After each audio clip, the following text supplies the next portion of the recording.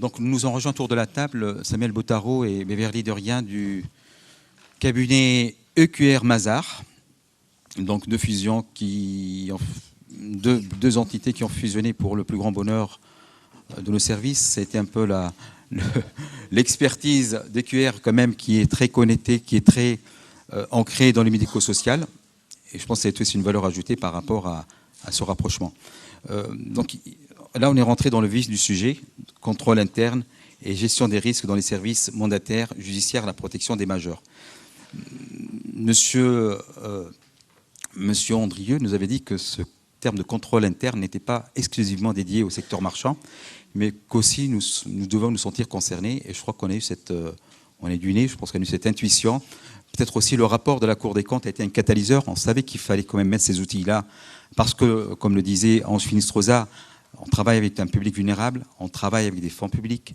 Vous devez aussi, on est en train de poser les fondations d'une profession, et une profession, c'est aussi commencer à poser des jalons, des bases, sécuriser l'activité. Je pense que c'est un point essentiel, et je crois que ça va être aussi l'objectif de ce travail de sécurisation de l'activité, cœur de métier. Il y a aussi d'autres pans de votre activité qui vont être pris en charge par le commissaire aux comptes. Donc je pense que c'est vraiment des éléments d'éclairage que vous allez nous apporter.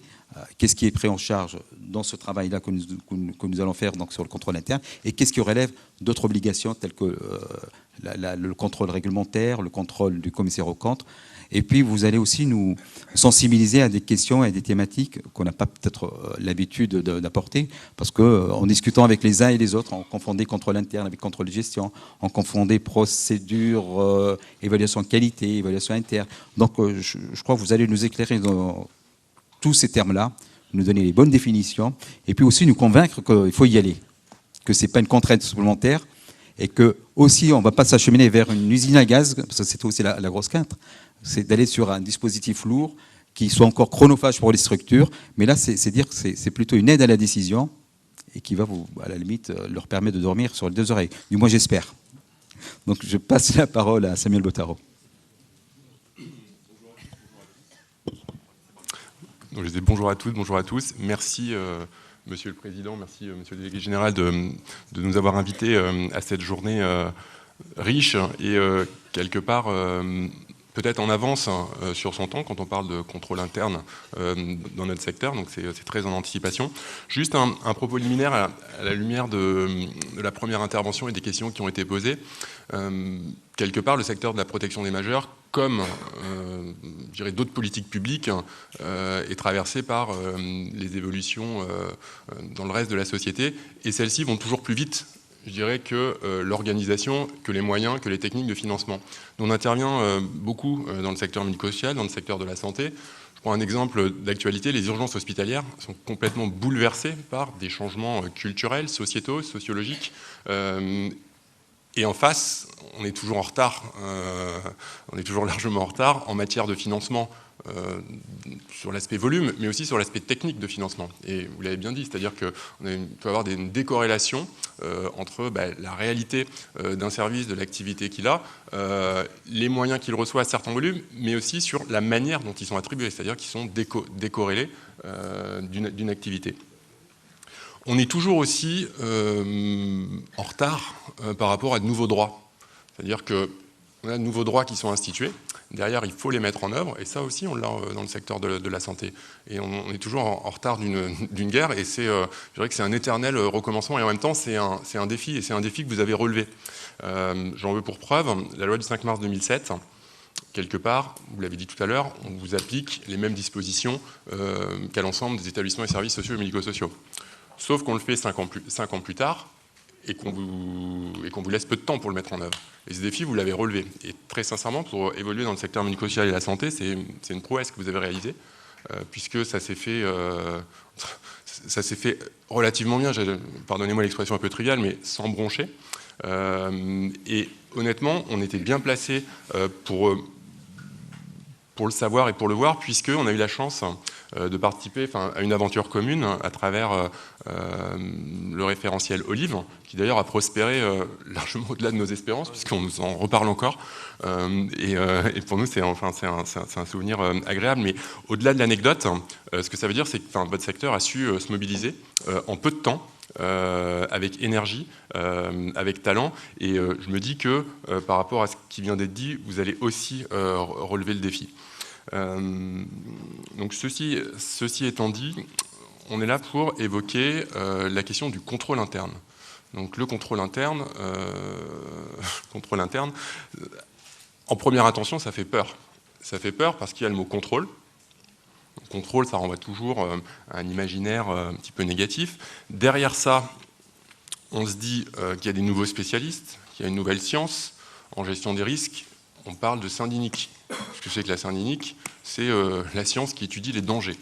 Ce que je veux dire par là, c'est que il ne faut pas se laisser berner par ce qu'on pourrait appeler les nouveaux spécialistes. Et là, on peut aussi mettre de l'eau dans notre vin, nous, consultants. On va essayer de vous montrer dans cet exposé que le contrôle interne, vous en faites déjà. Le contrôle interne, ce n'est pas une nouveauté absolue dans votre service, qu'il y a un certain nombre de pratiques, de bonnes pratiques, qui sont déjà des pratiques de contrôle interne. En revanche, et c'est un peu ce que vous avez vécu lors des évaluations internes et la mise en place des démarches qualité, c'est qu'il va falloir mettre ça dans un cadre méthodologique, dans un cadre managérial un petit peu organisé. Dans l'actualité plus ou moins récente, j'ai un exemple qui me vient en tête, c'est l'affaire Kerviel. On est dans le secteur de la banque, la haute finance, secteur qui a priori est sécurisé. En réalité, il n'en est rien, puisqu'on laisse un individu seul dépenser en quelques heures 5 milliards d'euros à travers des transactions financières. Donc cet exemple, il permet de dire qu'il faut être modeste par rapport à tout ça. Et là, ça mène à mettre en avant deux écueils, deux illusions. La première illusion, c'est la croyance que vous allez tout maîtriser. C'est faux. Même le service qui serait le meilleur élève de la classe, de la salle, toute fédération confondue, il ne pourra jamais complètement dormir sur ses deux oreilles. Donc je crois qu'il faut d'emblée évacuer l'illusion du risque zéro. L'écueil inverse, c'est de croire à la fatalité, ou de se dire que on verra bien, voilà. On peut agir sur les choses, on peut mettre en place des choses, on peut maîtriser les choses. Maîtriser, ça ne veut pas dire arriver au risque zéro. Le dernier point d'introduction que j'ai envie de mettre en avant, alors je vais faire attention parce que le président Macron a parlé de Gaulois, c'est le tempérament français. Et d'ailleurs, il est revenu un petit peu sur ses propos, du moins il les a explicités. Le tempérament français par rapport, je dirais, à la réglementation, c'est d'abord de râler, c'est de dire encore une obligation. Moi, j'ai commencé ma carrière comme directeur d'établissement public. J'étais directeur d'un hôpital et d'EHPAD public. C'était il y a longtemps. Et j'étais dans la position donc, du râleur. À chaque fois qu'il y avait une nouvelle obligation, oui, j'étais le premier à aller, j'avais bonne raison. Donc ça a été vrai pour l'accréditation, la certification, les obligations qualité, etc. Mais quand même, si on est un tout petit peu honnête, si on n'avait pas fait la loi du 2 janvier 2002, la loi du 5 mars 2007, est-ce que, comme d'un seul homme, le secteur aurait mis en place des démarches d'évaluation, des DIPM pour vous, des contrats de séjour, des règlements de fonctionnement, des livrets d'accueil, aurait concrètement mis en œuvre ces droits, un peu mieux suivis? Ben non. Certains l'auraient fait, plus ou moins bien. Ce que je veux dire par là, c'est qu'il y a quand même une certaine impulsion qui est nécessaire, et tout n'est pas mauvais dans la loi. Après, j'en vois plutôt à l'intelligence de mise en œuvre. Et là, ça renvoie au management, c'est vous. C'est comment vous allez le mettre en œuvre, comment vous allez le partager avec vos équipes, comment vous allez le partager de manière contextualisée. Ce que je veux dire, c'est que ce n'est pas une recette qui s'applique partout pareil au même moment. Dans la vie de vos associations, il y a des moments qui sont plus ou moins propices. Donc il y a nécessairement des notions de priorisation. À certains moments, vous portez l'effort sur certains points. D'autres, c'est moins le moment. Eh bien, en matière de gestion des risques et de contrôle interne, c'est la même chose. Et derrière ça, il y a beaucoup de bon sens. Vous allez d'abord commencer par ce que vous jugez être le plus important, par ce qui relève du non négociable, par le prioritaire. Et vous allez, à travers des effets d'apprentissage, progresser là-dessus. Donc voilà pour ces quelques éléments d'introduction. Alors, la zapette. Si elle marche. Elle marche. Donc on ne va pas vous abreuver de concepts, juste peut-être situer, ou essayer de situer le contrôle interne par rapport à ce que vous connaissez en démarche qualité. Une définition un peu scolaire du contrôle interne, c'est celle du COSO, c'est un comité international qui édicte les règles en matière de contrôle interne. C'est l'ensemble des politiques et procédures mises en œuvre par une entité en vue d'assurer, dans la mesure du possible, la gestion rigoureuse et efficace de ses activités. C'est une approche de gestion des risques, enfin de gestion par les risques, qui vise à la sécurisation avant tout. La démarche qualité, c'est pas du tout antinomique, mais c'est pas tout à fait le même angle. Stricto sensu, la qualité, ça vise à satisfaire les besoins exprimés ou implicites d'un client, d'un usager, d'un résident, d'un patient, selon le secteur dans lequel on se trouve. Donc on voit bien que l'angle n'est pas tout à fait le même. D'un côté, on est sous un angle risque, d'un côté, on est sous un angle satisfaction, qualité. Alors, ça ne s'oppose pas, mais la focale n'est pas tout à fait la même. Je vais prendre un exemple concret qui vient des EHPAD. Au niveau de l'alimentation, la restauration, qui est un vrai sujet d'importance. Le fait que le repas soit bon, en termes de goût, en termes de ressenti, c'est de la qualité. On va viser à améliorer le goût et la satisfaction des résidents. En gestion des risques, on ne va pas déconsidérer ces questions, mais on va avoir une focale sécurité. On va s'assurer qu'il n'y ait pas de toxi-infection alimentaire. On va être dans une logique de risque. Donc on voit là, à travers cet exemple, que ces approches ne sont pas contradictoires, mais ce n'est pas tout à fait le même angle. En contrôle interne, on va être plutôt sur une approche repérage des risques. Quand vous avez travaillé sur vos évaluations internes, à certains moments, vous vous êtes posé un certain nombre de questions sur les risques, donc vous avez déjà commencé la démarche. Vous avez aussi, dans vos expériences, comme tout employeur, mis en œuvre le document unique d'évaluation des risques professionnels. C'est une démarche de gestion des risques. C'est la méthodologie de base de gestion des risques, et c'est aussi la méthodologie qu'on utilise en contrôle interne. Donc cette culture du risque, vous l'avez déjà, de par les obligations qui pèsent sur vous, et je dirais de par la nature même de votre métier. Accompagner les publics vulnérables, comme vous le faites, c'est déjà avoir cette culture de gestion des risques, c'est déjà se poser des questions.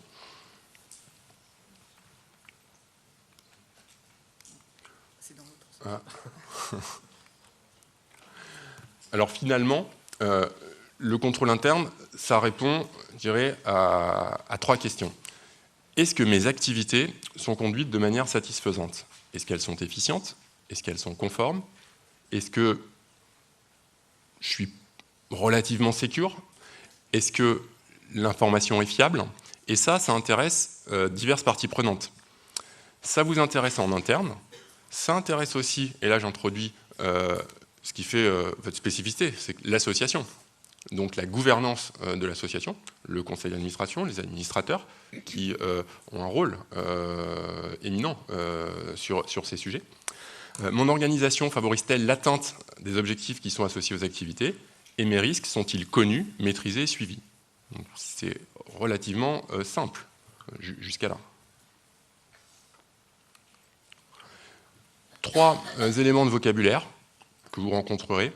La notion de matrice des processus, que certains connaissent pour ceux qui sont allés un petit peu plus loin en qualité que l'évaluation interne. C'est une méthode de représentation de votre organisation sous forme de processus. On l'illustrera tout à l'heure. La notion de cartographie des risques, qui est un élément important en contrôle interne, c'est, on verra tout à l'heure en termes de méthodologie, la première chose à faire, c'est de connaître ces risques. C'est qu'il faut les identifier ensuite pour pouvoir les analyser et les traiter. Et le 3e terme, j'ai envie de vous présenter, c'est celui d'audit interne. Donc l'audit interne, c'est à la fois potentiellement une équipe, un service qui va être chargé de l'efficacité, de vérifier l'efficacité et de mener, je dirais, les principales activités autour du contrôle interne. Et l'audit interne, c'est aussi une technique, c'est-à-dire une technique d'auto-évaluation. Et dans le contrôle interne, il y a interne, c'est-à-dire que c'est fait par vous. C'est l'entité qui, d'elle-même, décide de couvrir ses risques. Il va sans dire que vous n'allez pas vous mettre demain à développer des services d'audit interne. Le mur des moyens, on l'a évoqué tout à l'heure, étant ce qu'il est, mais au-delà de cette question des moyens, ça ne serait pas pertinent. C'est-à-dire que vous n'êtes pas Sanofi, vous n'êtes pas Total. Donc vous allez nécessairement contextualiser la question du contrôle interne à la réalité de votre structure et vous allez tenter d'organiser ça dans le prolongement de ce que vous faites déjà dans vos démarches qualité, dans vos démarches, je dirais, ordinaires de maîtrise des risques. Donc le message qu'on va vous faire passer, c'est que ce n'est pas une nouvelle contrainte qui va s'imposer à vous, ça va s'imbriquer dans ce que vous faites déjà. Et je crois que ça, c'est un enjeu fort pour vous qui allez monter en charge dans les mois ou dans les années suivantes sur la question du contrôle interne. C'est comment faire en sorte que ça ne soit pas un nouveau machin. Ne pas créer une usine à gaz pour se faire plaisir avec des tableaux Excel, des cotations dans tous les sens, etc. Il faut que ça soit efficace, il faut que ça soit au service de l'action et il faut que ça soit dans la continuité de ce que vous faites déjà.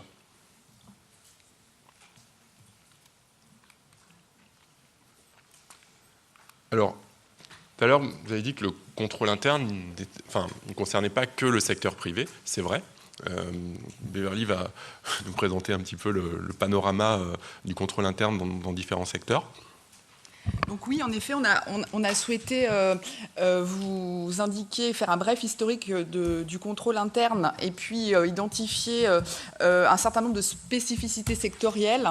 Il faut savoir que le contrôle interne, c'est principalement et à développer dans les années 2000 dans le secteur des entreprises, des banques, des assurances et de la protection sociale, à la suite notamment d'un certain nombre de scandales qui ont eu lieu. Samuel Bottaro parlait tout à l'heure de l'affaire Kerviel, mais il y a eu des scandales financiers aux États-Unis aussi, dans les années 2000 qui ont conduit en fait à faire naître un certain nombre d'obligations qui sont très centrées dans ces secteurs-là sur la maîtrise des risques comptables et financiers, bien évidemment. Le secteur public également, à l'hôpital, mais aussi dans les établissements publics et dans les collectivités locales, a développé un certain nombre d'obligations relatives à la mise en place de mesures de contrôle interne. À l'hôpital, ça passe notamment par l'obligation de la certification des comptes pour les établissements de santé dont le budget dépasse 100 millions d'euros. Mais par ailleurs, les autres établissements ont une obligation de fiabilisation des comptes. C'est également le cas donc, dans le secteur des établissements publics.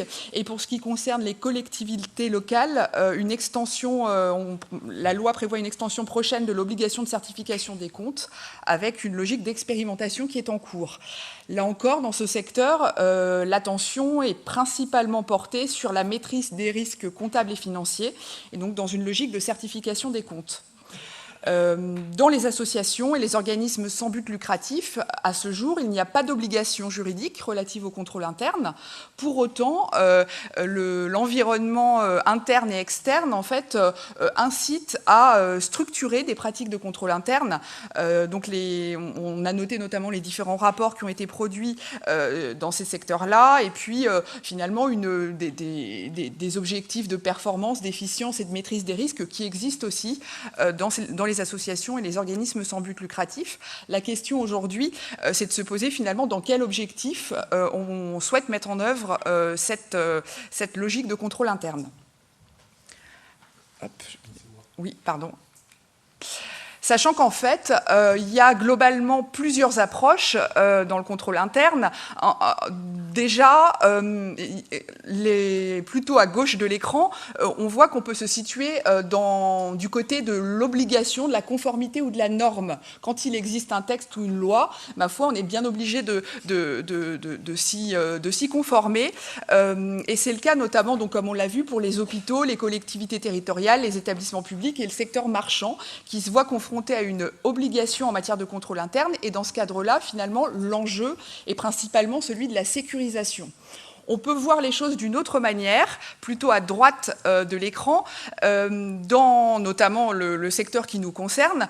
On n'a pas d'obligation à ce jour et finalement la mise en place du contrôle interne peut relever d'une décision de gestion et finalement se situer dans une logique plus dynamique. On est moins dans une logique défensive et de sécurité que dans finalement une vision un petit peu dynamique du contrôle interne qui constitue une opportunité en termes de sécurisation, de performance, d'efficience.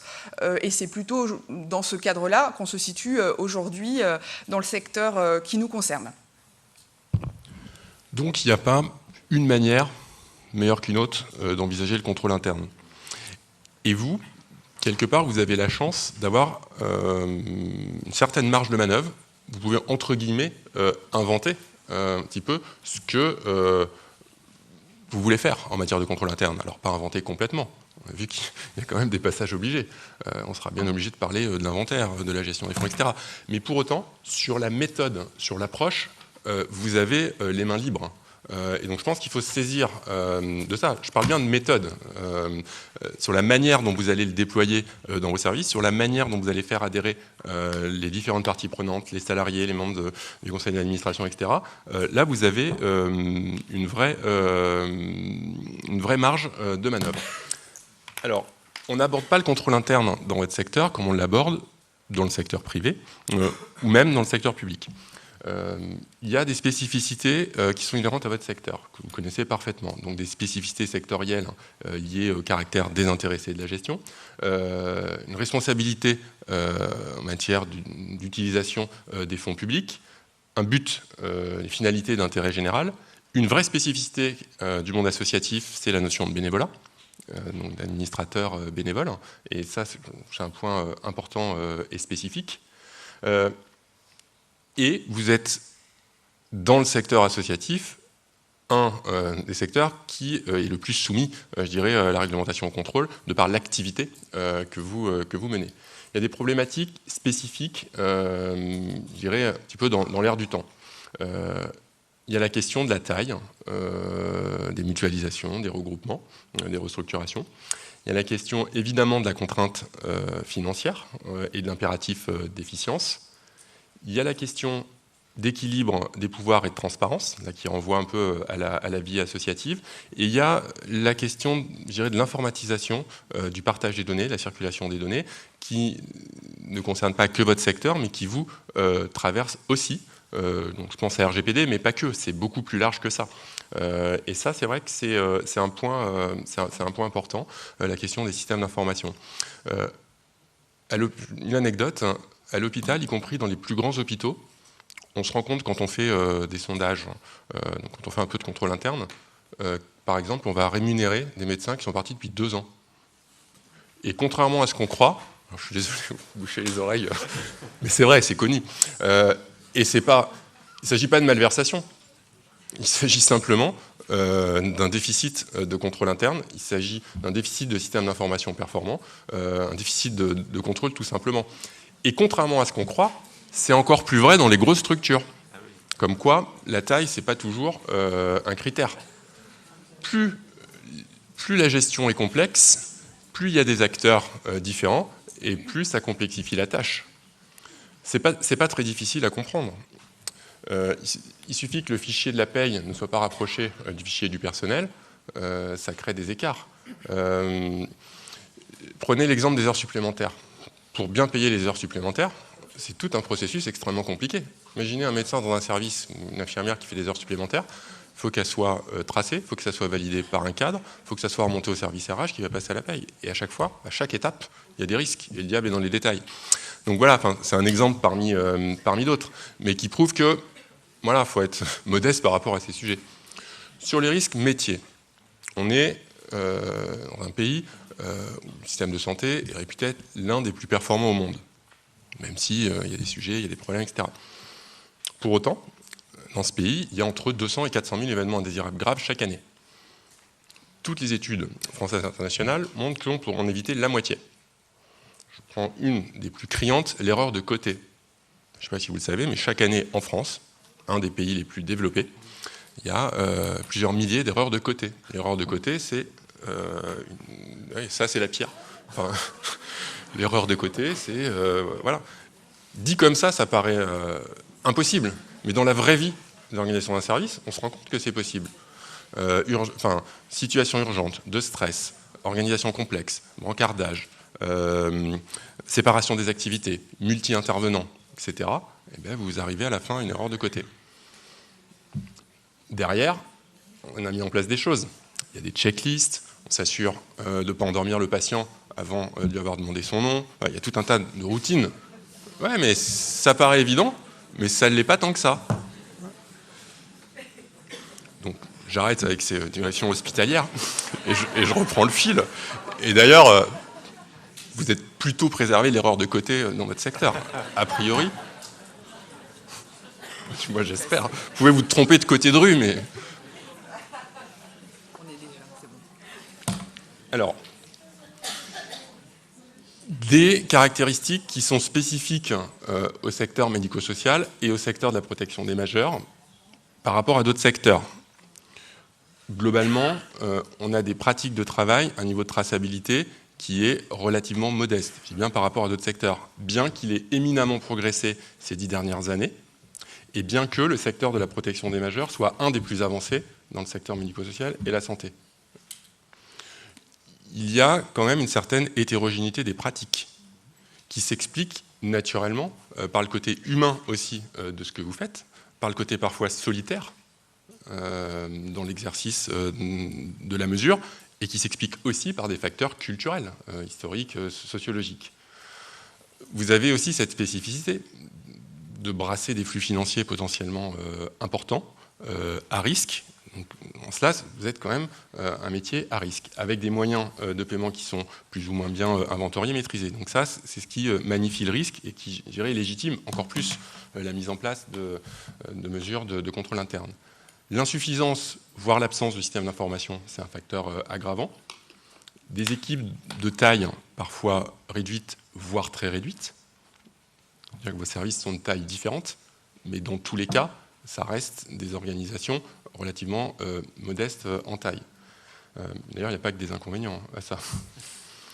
Vous êtes un secteur qui est aussi en relation permanente avec des tiers, donc avec des interactions, le juge, les établissements médico-sociaux, la famille, la personne, etc., etc. On est dans un secteur aussi où on a du mal, et c'est normal, à mesurer la performance non économique. Et on est aussi dans un secteur où le fait d'accompagner des personnes vulnérables induit aussi des spécificités en termes de charge mentale, en termes de climat social, de risques psychosociaux. On n'a pas le monopole des risques psychosociaux, mais ils prennent un tour spécifique dans votre secteur. Et ça, il faut évidemment le prendre en compte. Donc, l'univers des risques dans votre secteur dépasse, je dirais, l'approche du commissaire aux comptes, pour faire simple. C'est-à-dire qu'il n'y a pas que des risques dans la gestion de vos associations, même s'il y en a aussi. Les risques sont partout, il faut les envisager globalement. Des risques juridiques, des risques sociaux, des risques fiscaux, des risques de détournement, de fraude, des risques de dommages au patrimoine, des risques liés à la sécurité DSI, des risques d'image pour le service, etc., etc. D'où la nécessité d'avoir une approche plutôt globale des risques et pas trop segmentée. Une erreur que peuvent faire certaines organisations, c'est justement d'avoir cette approche trop segmentée, trop experte des risques, ce qui rassure à court terme, mais ne crée pas une culture du risque. Et là, je crois qu'il y a une idée reçue à laquelle il faut tordre le cou tout de suite, c'est qu'on ne va pas créer des monsieur ou madame contrôle interne qui vont gérer tous les problèmes de contrôle interne. C'est-à-dire qu'il peut y avoir des gens qui travaillent un peu plus ces questions, mais ça ne marchera que si vous arrivez à développer une culture partagée et que chaque salarié de vos services, quelle que soit sa fonction, il soit un minimum sensibilisé à cette question et qu'il sente qu'il a un rôle à jouer autour de ça. Et ça, je crois que c'est éminemment important. C'est l'aspect humain, c'est l'aspect managérial du contrôle interne et plus largement du management des risques.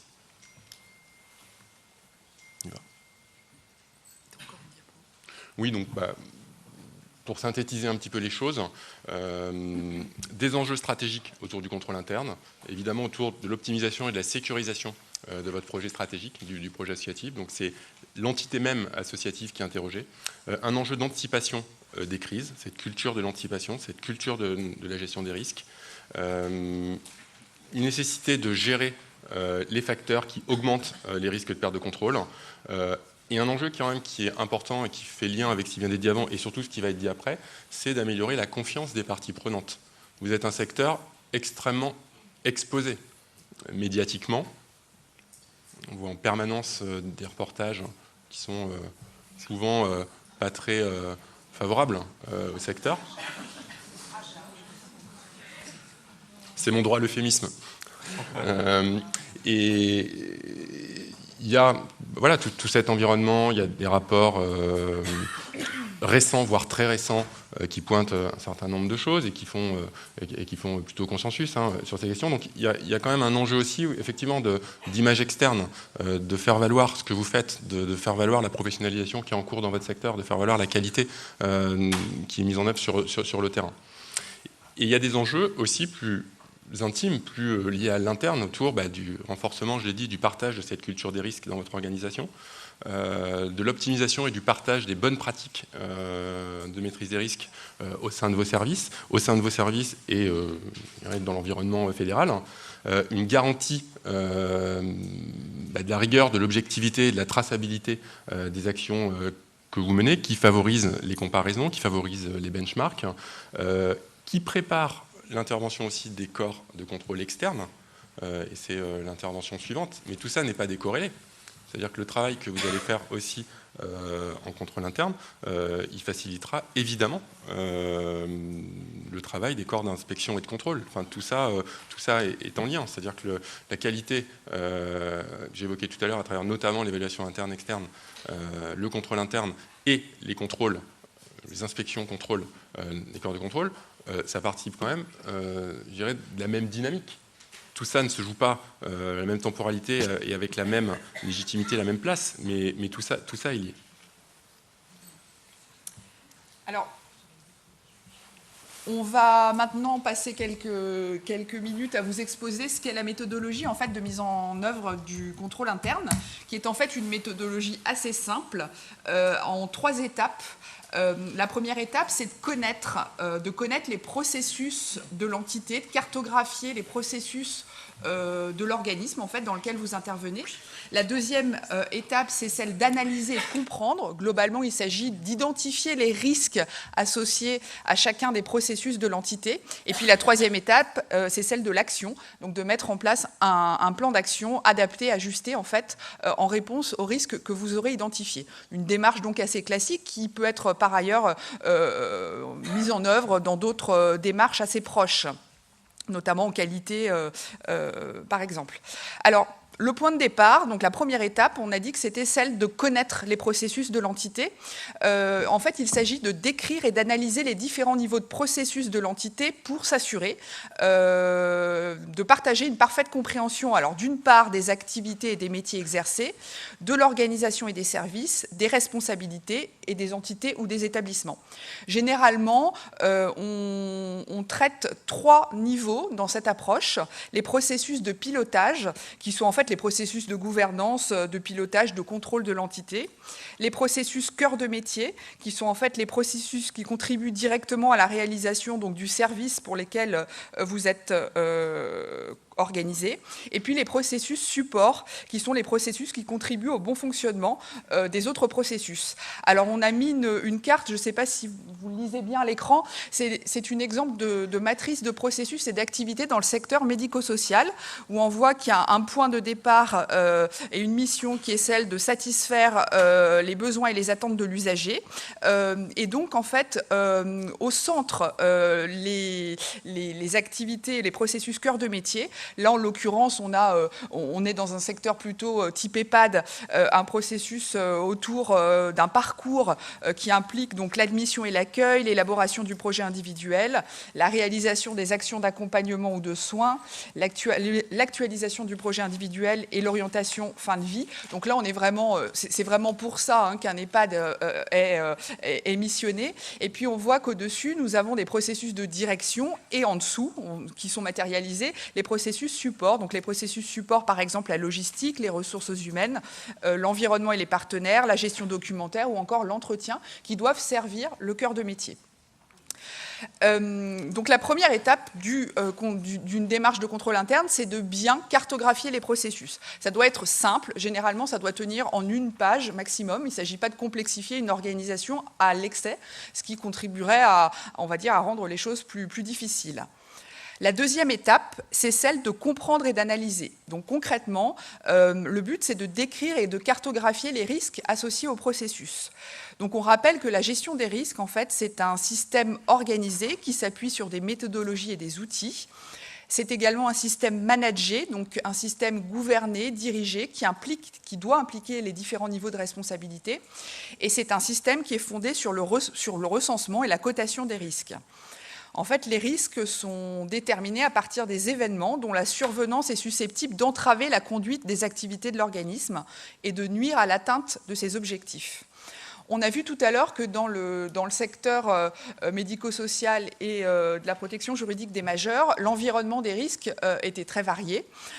Et en effet, par principe, voilà, il y a différentes natures et typologies de risques qui peuvent intervenir, financiers, organisationnels, d'image, etc. Je ne détaille pas, mais en effet, il faut avoir une approche globale et une approche par niveau. Donc le risque, la notion de risque, vous la connaissez, notamment c'est une méthodologie qu'on emploie quand on réalise notamment les DUERP. Le risque, en fait, c'est la menace qu'un événement, une action ou une inaction affecte la capacité de l'entité ou de l'organisme à atteindre ses objectifs ainsi qu'à déployer sa stratégie. Les risques sont généralement évalués sur 2 dimensions. La probabilité d'occurrence, qui en fait constitue la fréquence du risque, et le niveau d'impact. Et la combinaison de la probabilité du niveau d'impact permet de déterminer la criticité du risque. Et in fine, de cartographier les risques. Là, on a un exemple, là encore, dans le secteur médico-social, qui permet, qui illustre ce que l'on peut produire à l'issue de ce travail de cotation, que généralement, les démarches incitent à réaliser de manière participative, donc avec les différents salariés et les différentes parties prenantes des processus, pour avoir une approche la plus neutre et la plus distanciée possible. Je me permets juste d'ajouter en fait que c'est pas une démarche scientifique. Ce que je veux dire par là, c'est que c'est une démarche méthodologique rigoureuse, mais c'est pas une science. Ce que je veux dire, c'est que l'intérêt de la démarche, c'est justement de pouvoir en discuter avec les gens qui font, avec les différentes parties prenantes, donc avec les salariés, mais aussi avec les administrateurs, de pouvoir confronter des points de vue, de pouvoir coter ensemble, et la discussion autour de la cotation a vraiment de la valeur, et derrière de pouvoir ensemble définir des priorités.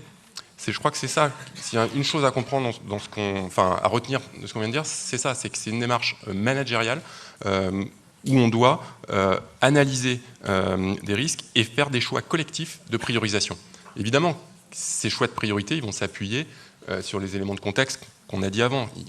Il y a des impasses qu'on ne pourra pas faire. On ne pourra pas dire je fais le choix de ne pas traiter la question de l'inventaire. C'est pas sérieux.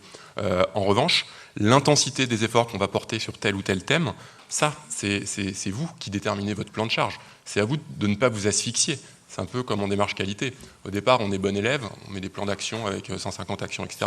Et après, on se rend compte que c'est pas très réaliste. Et donc, on repriorise les choses. Donc ça, je crois que c'est un élément très important. Et si là, on ne l'a pas présenté, mais le modèle, évidemment, peut être un petit peu plus sophistiqué. Au-delà de la fréquence gravité, on peut introduire des notions de détectabilité d'un risque. Et on va aussi introduire la notion de risque qui va être réévaluée après la mise en œuvre des mesures correctives. Et ça, je crois que c'est intéressant parce que vous mesurez l'effort réalisé. C'est-à-dire que vous démarrez votre démarche, vous allez coter un risque avec une forte probabilité, avec une forte fréquence, une forte gravité. Mais l'année d'après, vous allez mettre en place des choses. Donc, le risque résiduel, il va diminuer. Et pourtant, c'est un risque sérieux. Mais dans votre analyse de risque, c'est un risque qui est relativement sous contrôle. Et ça, je crois que c'est intéressant parce qu'on voit la progression, on voit le travail de l'équipe, et c'est une manière de monitorer, de suivre un petit peu son plan d'action. Et donc oui, effectivement, il y a un certain nombre d'écueils dans ce travail de recensement des risques et de cotation. C'est justement, comme le disait Samuel, de viser une trop grande exhaustivité, parce qu'en fait, dans une organisation, il est impossible de répertorier tout et de traiter tous les risques. Et bien évidemment, l'approche doit être proportionnée aux enjeux et aux moyens disponibles. Alors, la troisième étape, après ce travail collectif d'identification et de cotation des risques, c'est d'agir, donc d'élaborer un plan de maîtrise. Alors, il y a deux approches possibles. C'est l'approche préventive et bien évidemment l'approche corrective. Et là, je rebondis sur ce qui a été dit. Le défi, c'est de mettre en place des actions proportionnées au regard des enjeux et des moyens. En fait, par principe, certains risques sont acceptables si le rapport coût-bénéfice de leur traitement est mauvais. Alors, des exemples, on a voulu vous indiquer quelques exemples de mesures et d'actions de contrôle interne ou de maîtrise des risques, et vous allez voir qu'en réalité, il s'agit pour un certain nombre d'entre eux, de mesures de bon sens finalement, voire même d'actions que vous avez déjà mises en place. Alors classiquement, on a par exemple le principe de la séparation des tâches. Il s'agit d'affecter à différents collaborateurs la responsabilité des diverses étapes d'un même flux qui, s'ils étaient appréhendés dans leur ensemble, pourraient encourager des comportements frauduleux si elles n'étaient réalisées que par un seul salarié, par exemple. On a le principe de l'autorisation commune qui consiste, par exemple, à faire valider une opération par plusieurs agents, ce qui répartit la responsabilité sur le collectif et non sur une seule personne. On a le principe des contrôles croisés.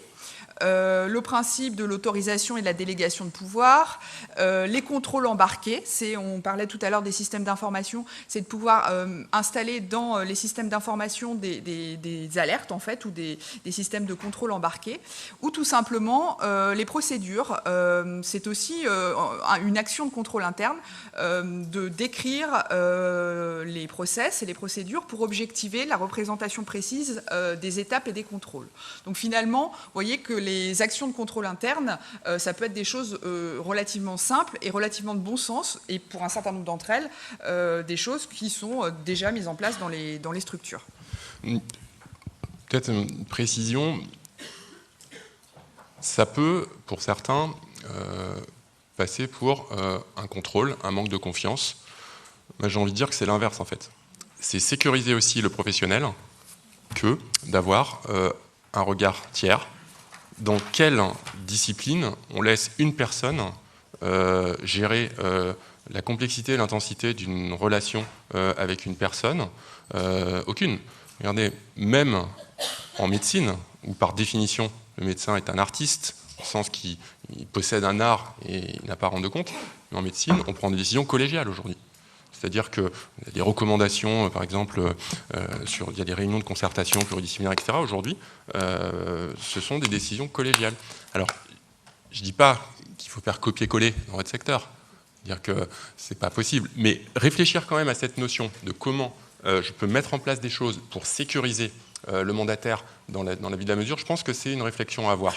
Les réponses, elles ne sont pas automatiques, ce n'est pas la même chose partout, tout le temps, mais juste se poser la question, de se dire, est-ce que je suis secure? Moi, quand je suis arrivé chez Mazars, j'ai découvert des nouveaux collègues, les commissaires aux comptes. Les commissaires aux comptes, ils avaient l'habitude de vivre toute leur carrière avec un client. Donc 30 ans, 40 ans, donc c'est confortable, on est bien, on crée des liens, on est à l'aise, etc. Mais ça a aussi des travers.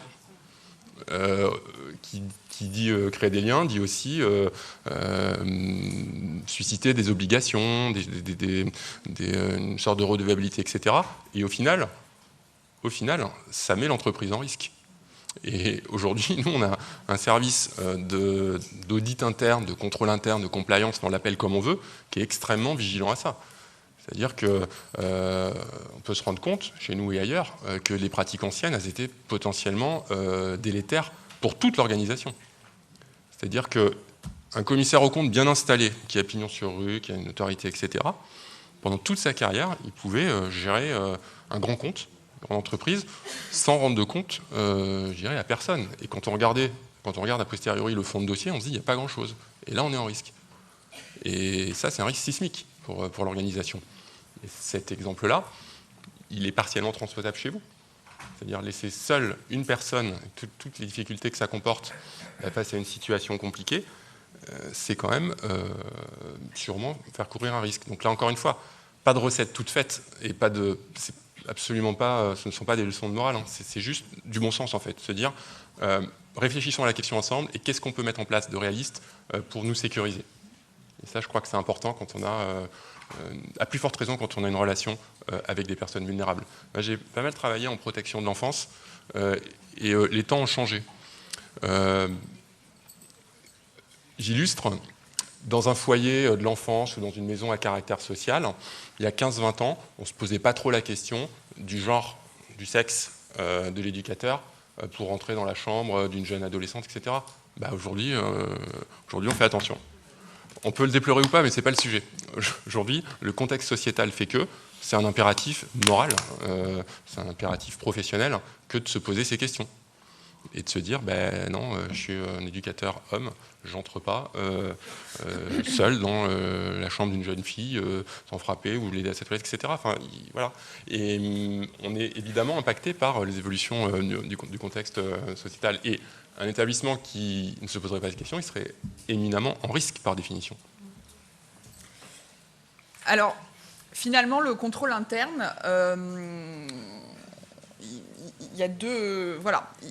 Il doit répondre à un certain nombre d'enjeux globalement. Donc c'est un dispositif mis en œuvre au sein d'une entité par le conseil d'administration, la direction et le personnel pour fournir une assurance raisonnable quant à la réalisation des objectifs suivants. Donc on l'a vu, l'efficience des opérations, la fiabilité des informations financières, la conformité aux lois et règlements, et puis plus largement la mise en œuvre de l'activité. En revanche, il ne doit pas être pris pour une assurance tout risque, déjà. Il ne doit surtout pas être un ralentisseur de tâches, ni instauré comme un dispositif de surveillance uniquement. Et il ne doit pas entraîner un rapport coût-efficacité ou coût-bénéfice défavorable. On l'a dit un petit peu avant, mais c'est tout l'enjeu de l'adaptation d'un dispositif de contrôle interne à votre réalité. En fait, on peut en attendre une forme d'auto-assurance, une meilleure sécurisation des prises de décision, un facteur de pérennité de l'activité, de diminution de la vulnérabilité, ou encore, comme on l'a dit tout à l'heure, un enjeu de crédibilité vis-à-vis des parties prenantes et du grand public. Un exemple concret, voilà, comme on l'a dit tout à l'heure, la formalisation des procédures, c'est en fait une action de contrôle interne. Au travers de la formalisation des procédures dans notre secteur, le contrôle interne permet finalement de mettre en évidence des inefficiences dans l'organisation du travail, mais également de transmettre le savoir-faire, de mettre en commun les bonnes pratiques ou encore de s'assurer de la couverture des zones de risque par des points de contrôle pertinents et adaptés. Tout à l'heure, je disais qu'il y avait une notion de priorisation. Par exemple, vous ne pouvez pas contrôler tous les dossiers tout le temps, 24 heures sur 24. Donc, vous allez faire des choix. Donc, vous allez procéder par sondage. Vous pouvez très bien, en équipe, à un moment donné, dire tiens, on passe 1 heure à faire un petit audit, une revue de dossier. On en prend 10, soit au hasard, soit pas au hasard. Quelqu'un qui est assez expérimenté en termes d'audit va faire des choix particuliers. Un exemple, quand vous avez la même personne qui gère l'ensemble des flux dans une organisation, quelle qu'elle soit, une TPE, une association, etc., ça vaut le coup quand même de regarder où vont les flux. On ne peut pas contrôler l'ensemble des mouvements bancaires tout le temps quand il y en a beaucoup, mais par contre, on peut faire un contrôle sur des noms précis, sur un type de mouvement. Moi, dans ma deuxième vie, j'étais chef d'une petite entreprise, donc d'une PME, enfin une société de formation et de conseil. J'étais en risque sur ce process-là, sur le remboursement des frais. C'est une personne qui gère tout, avec les fidélités qu'il peut y avoir dans l'organisation. Ça vaut le coup de regarder de temps en temps ce qui se passe quand même, parce que la confiance, c'est bien, mais c'est encore mieux quand elle est un tout petit peu étayée par des faits.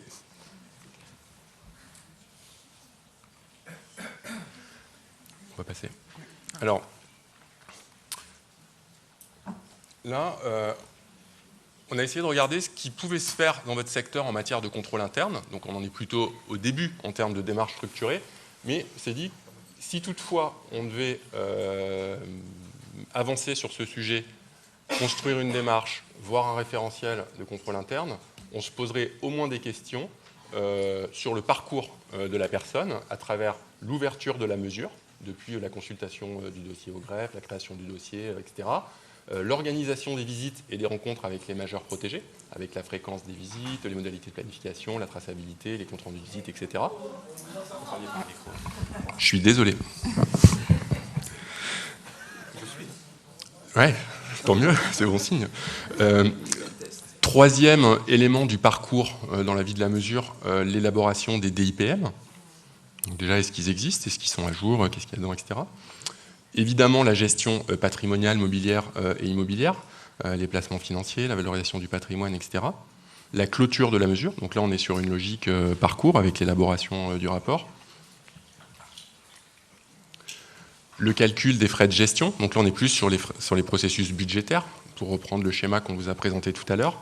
Le suivi comptable et le suivi des mouvements, et tout ce qui concerne l'environnement bancaire de la personne protégée.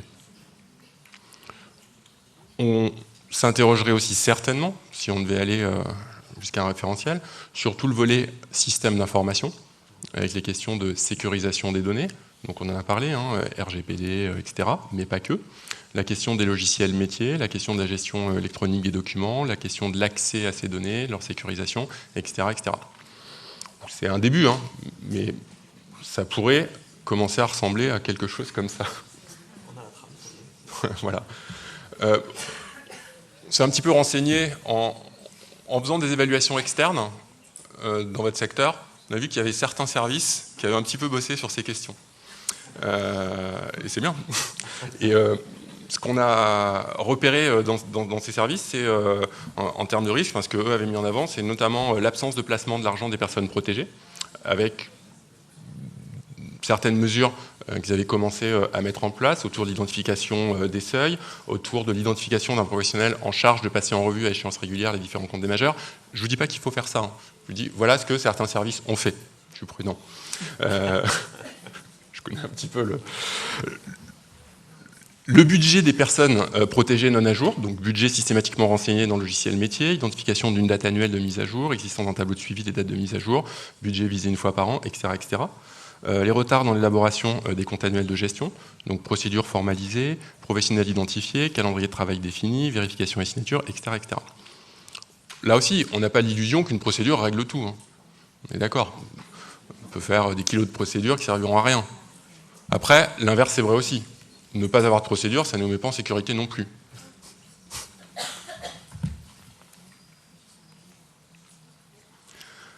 Donc si on doit s'interroger, et en synthèse, sur ce qui pourrait être les facteurs clés de succès, je dirais que de l'intégration de cette brique contrôle interne dans vos systèmes, dans ce que vous faites déjà.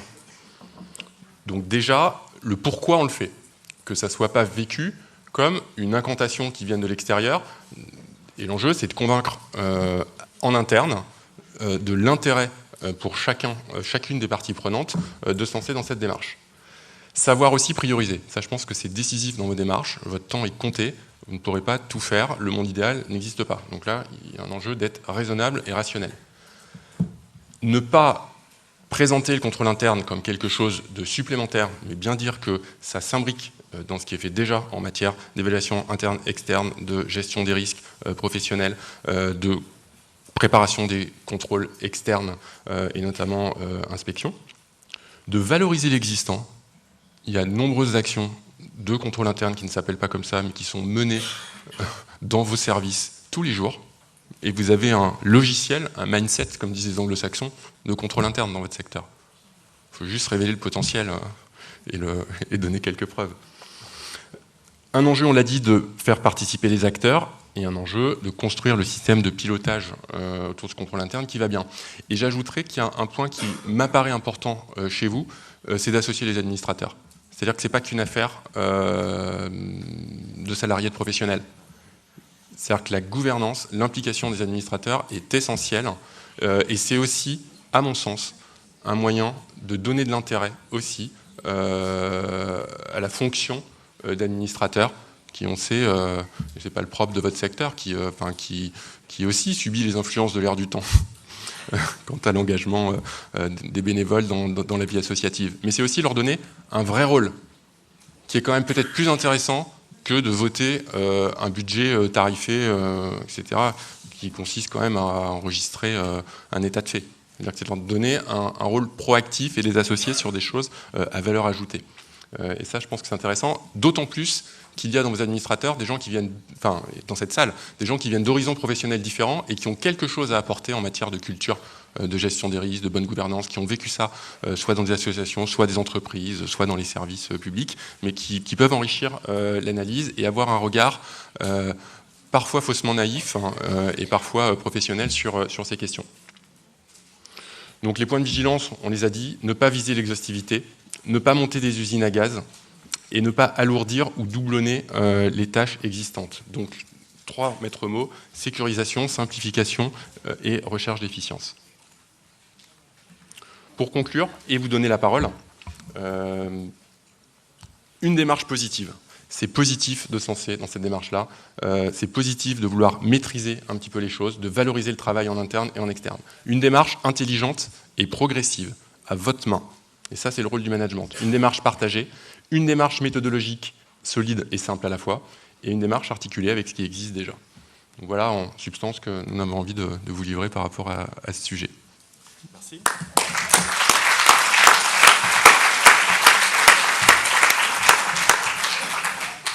Merci pour cette intervention qui nous a permis peut-être d'y voir un peu plus clair. Mais en tout cas, on vient d'apprendre quand même pas mal de choses. Déjà, dormir sur ces 2 oreilles, j'ai l'impression que c'est plutôt râpé. Bon, oui, de mon côté. Par contre, ce qui est rassurant, c'est un peu comme M. Jourdain. Donc, on vient de découvrir que vous faites du contrôle interne déjà, sans le savoir. Donc, c'est plutôt rassurant. Donc, on ne peut aller que vers du meilleur.